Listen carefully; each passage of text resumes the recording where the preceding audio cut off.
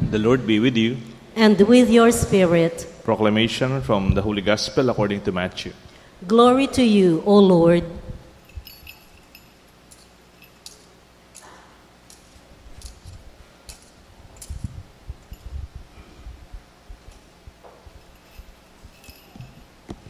The Pharisees went off and plotted how they might entrap Jesus in his speech. They sent their disciples to him with the Herodians, saying, "Teacher, we know that you are a truthful man, and that you teach the way of God in accordance to the truth. And you are not concerned with anyone's opinion, but you do not regard a person's status. Tell us then, what is your opinion? Is it lawful to pay the census tax to Caesar or not?" Knowing their malice, Jesus said, "You are testing me, you hypocrites. Show me the coin that pays the census tax." Then they handed him a Roman coin, and he said to them, "Whose image is this, and whose inscription?" They replied, "Caesar's." At that, he said to them, "Then repay to Caesar what belongs to Caesar, and to God what belongs to God." My dear friends, the good news of our salvation. Praise to you, Lord Jesus Christ.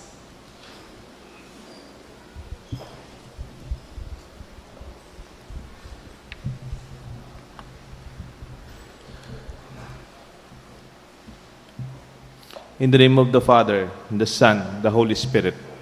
Amen. Giving back.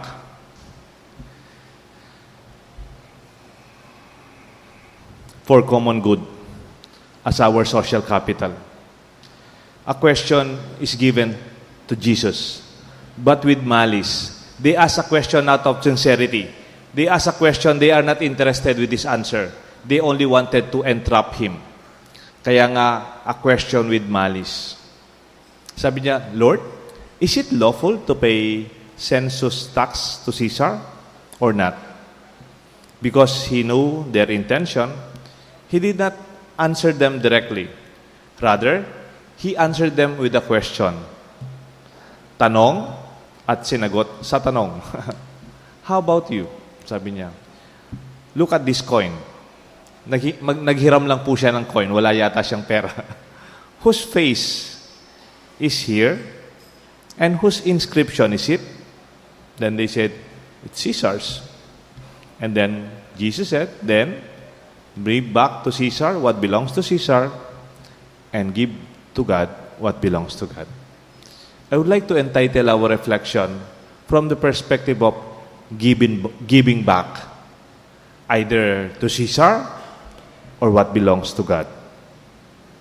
Nung matagal po ako nagmimisa sa Santa Rita, Dominican Chapel, may mga madre doon na sila yung parang cloistered nuns po sila. They are managing a school. At napansin ko po, dahil sa pagmimisa ko, parang may malaking lapida doon sa may harapan ng chapel ng mga Dominican sisters sa Santa Rita. It is a small chapel run by the religious ng Dominican. Minsan, sa katagalan ko nagmimisa doon, mga 10 years yata, natanong ko yung isang taga Santa Rita, "Kanino pangalan yan?" Sabi ko, "Pader, yung pangalan niyan, yung parang may lapida, yan ay matandang dalaga. Siya yung may-ari ng maraming lupa dito sa Santa Rita. Nung bago siya namatay, nagpamana siya sa mga nephews and nieces niya, pero maganda sa kanya, nag-iwan daw siya sa mga madre itong lupang ito. Hindi naman masyadong malaki kumpara sa total properties niya. Kaya nandyan po yung pangalan niya. Hindi po lapida yan. Pangalan lang niya na nakalagay. Okay. And then I'm thinking, look at that. Mayaman siyang dalaga. Siguro siya lang nagmana. Unika iha.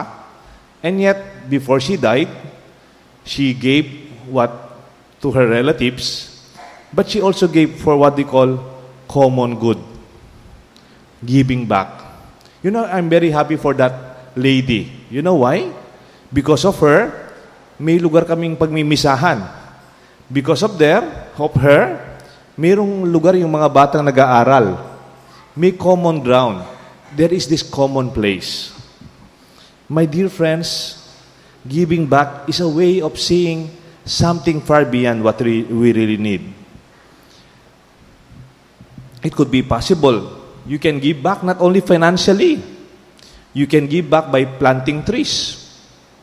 Pwede po? Yes. Why not plant trees? We can also give back when we are cleaning the river. Alam po, bilib na bilib ako kay Bishop Ambo David. Si Bishop Ambo, nung na-assign po siya sa Angeles, nag-start po siya ng movement doon. Naglinis sila ng ilog sa Angeles. Dahil marumi yung ilog doon, salamat kay Bishop Ambo, dahil yung ilog na yon, ang dumi, pumupunta rin dito sa San Fernando anyway. And he started a movement. Alam niyo po, ang daming nag-participate. Because he was giving back, Saturday morning, alas 5:30, nakabotas siya, tapos meron silang paglinis ng ilog, they go down. Nag-umpisa sa simbahan, tangtangong simbahan. Tapos nag-participate daw yung mga Air Force Clark. Nag-participate yung mga Koreano. Nag-participate yung mga non-Catholic groups na Christians. And they were united in cleaning the river. It was giving back. Hindi naman po pera, but they were there cleaning. You can also volunteer for a good cause. You don't have to spend. You can just give your time. And it could be very meaningful. Dito po, masaya ako. Minsan, pag umaga, may mga pamilya, may mga taga rito. Naglilinis po sila on their own. Minsan, may dala pa sariling merienda at almusal. And I'm happy for them. It's giving back. Not financially only, but your time. Maybe it's good that you train your children to give back. Either you give back to Caesar in terms of taxes, or you give back to God that belongs to God, or simply giving back to our community. Meron akong kasamang mga pare, kaibigan na pare, taga Batangas po sila. Yung mga pare sa Batangas, yung isa sa kanila, kaibigan ko po, meron po silang hobby. Alam niyo po kung ano yung hobby nila? Deep sea diving. Nag-deep sea diving po sila, yung naka-oxygen, tapos all the works, no? Pag libre po sila, hindi po sila nagmomol, no? Hindi po sila nagsisine. Yung ano nila, hobby nila, deep sea diving. At ang ginagawa nila lately, may dala silang supot na parang yung parang fish net. Habang they are diving in the seas, naglilinis po sila. Dahil madami daw mga tinatapon sa dagat. What a wonderful way to put relaxation, hobby, and giving back to nature. Planting in the desert. Meron pong isang mother, ang anak niya namatay. Namatay yung anak niya sa China. Pagkatapos po, yung anak niya, bago namatay yung anak niya, yung anak niya, very passionate sa pagtatanim ng halaman. Dahil itong matanda, nung nakita niya yung anak niya na namatay, mahal na mahal niya yung pagtatanim, siya mismo, tinuloy niya yung passion ng anak niya. And he dedicated it. It became a foundation and even a movement. Planting trees in China, sabi niya. Pinakita niya, China is very big, but China is also the biggest deserted place in the world. Parang hindi lang natin nakikita, pag sinabi daw nating desert, naisip natin Middle East, Saudi Arabia, yung Middle East na may desert, pero din China daw, ang daming undeveloped areas of land kasi nakasara parati yan kaya hindi natin nakikita. You can also send somebody to school. Sino po dito yung natapos na yung mga anak nila sa pag-aaral? Maybe you can help somebody. Kunyari, isang pamilya, naulila sila sa tatay. And then, ikaw naman, tapos na yung mga anak mo, graduate na. Why not also send somebody to school? Maybe it is not too expensive today dahil marami ng public universities na magaganda. Meron tayong City College. We can help them. You don't have to spend everything for them. It's simply giving back. Meron po akong kilala dito sa St. Jude. Kinukwento niya, Father, nung ako, ang tagal kong natapos sa pag-aaral. Nag-working student ako. Konti-konting subject. Hanggang nakatapos ako. At saka nagkaroon ako ng titulo. Ngayon, Father, hindi na ako matatakot magbalik doon kasi pinagdaanan ko na yun. I'm not afraid. At I'm very happy. Nagpapaaral ako ng mga bata more than my children. That is called giving back. I don't mind if it is giving back to Caesar, government, taxes, giving back to God, what belongs to God, and even giving to our community. Halimbawa, dito sa simbahan, you can also share your time to be serving in our parish. Yung mga EMDC dito, okay. They serve sa misa. Pero nakikita niyo po yung maraming bandaritas. Sila po yung gumagawa niyan. Ilang gabi na silang nagpupuyat. Sabi ko, ang dami nating bandaritas para sa piyesta. Wala naman tayong handa. Pero parang talagang mayroong, at least parang may piyesta. Bandaritas sa Tintana nga ako. Tintapan Chubibo.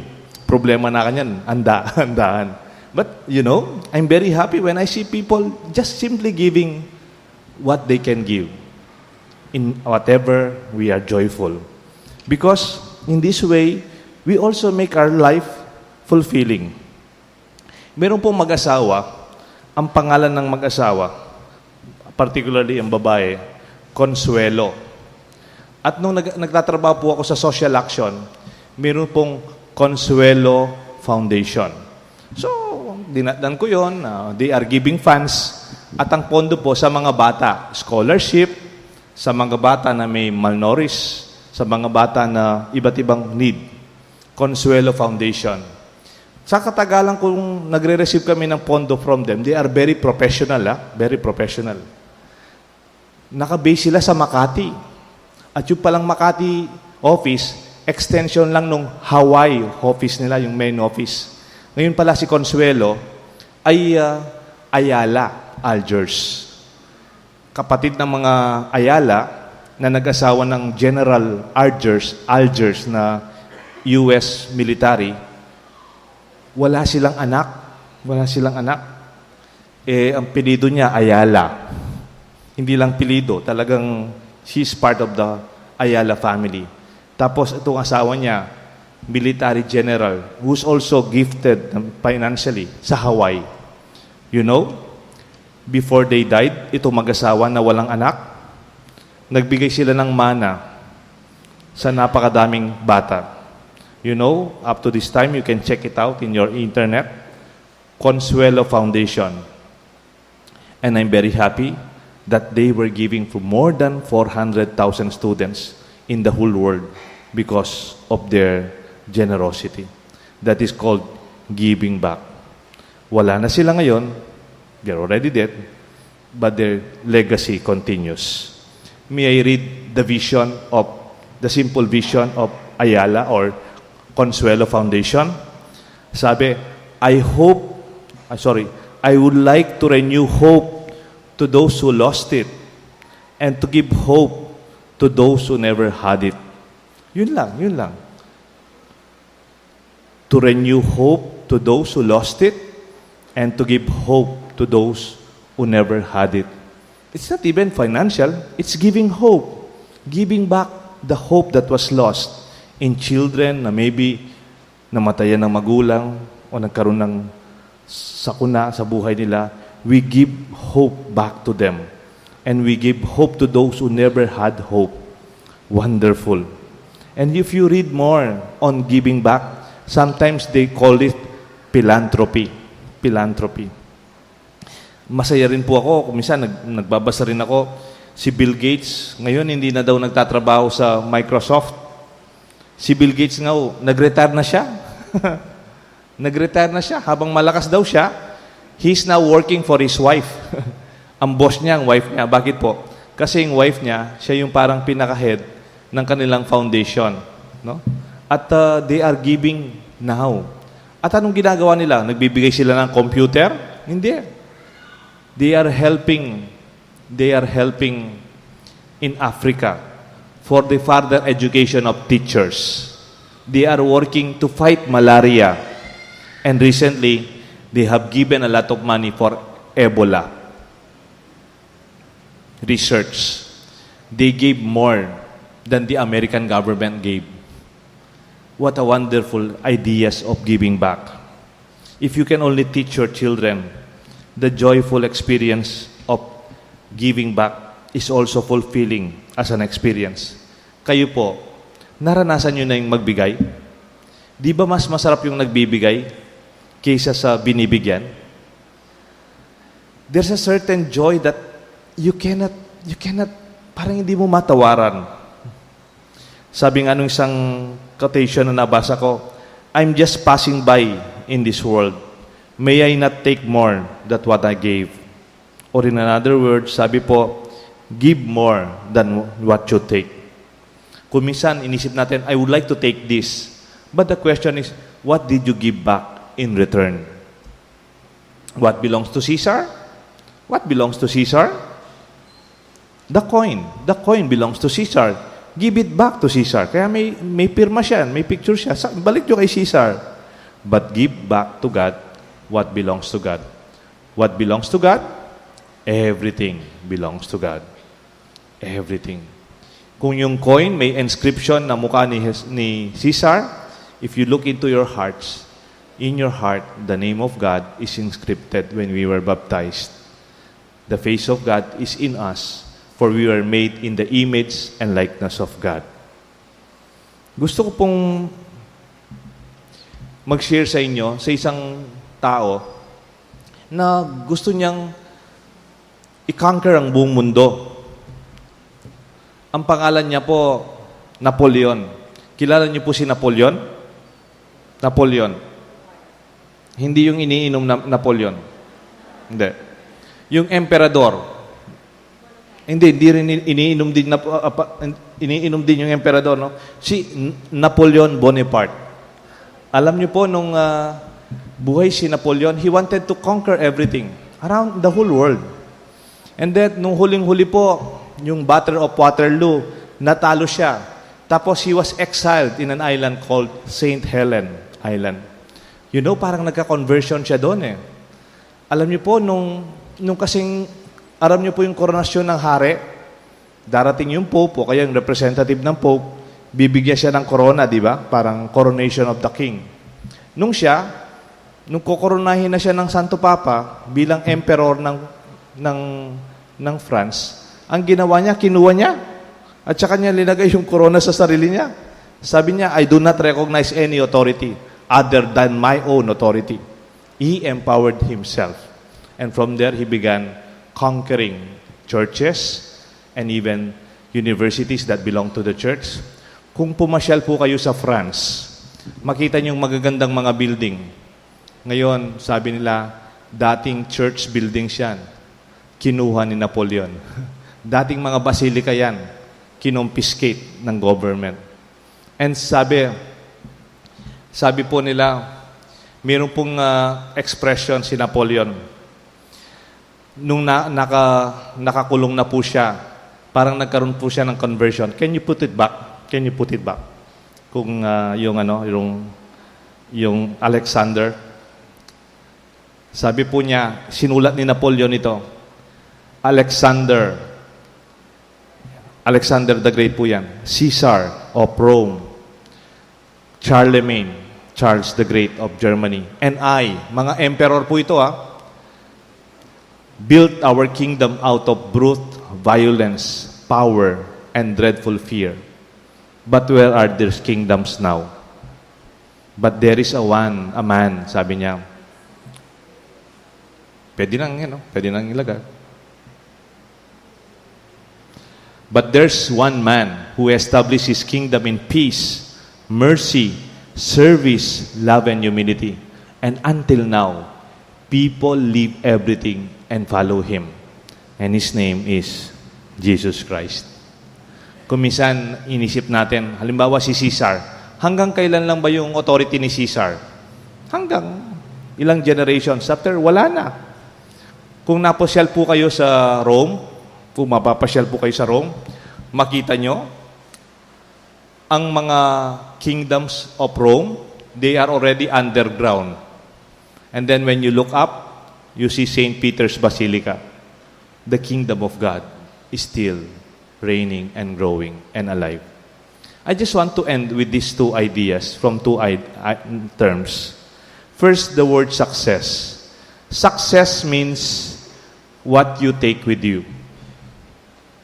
Legacy means what you leave behind. Success. You are successful. Financially, professionally, you are successful. Professionally, you are successful. That you take with you. But legacy is what you leave behind. You don't have to be very old to leave a legacy. While you're young, start living this legacy. It's giving back. May God bless us all, the Father, the Son, and the Holy Spirit. Amen. Amen.